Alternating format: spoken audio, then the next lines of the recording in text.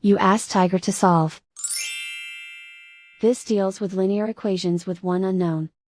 The final result is x equals -14. Let's solve it step by step.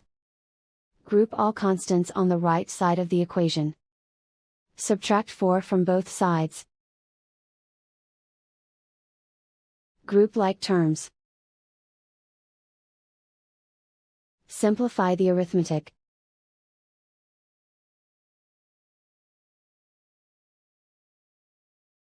Isolate the x. Multiply both sides by 2. Group like terms.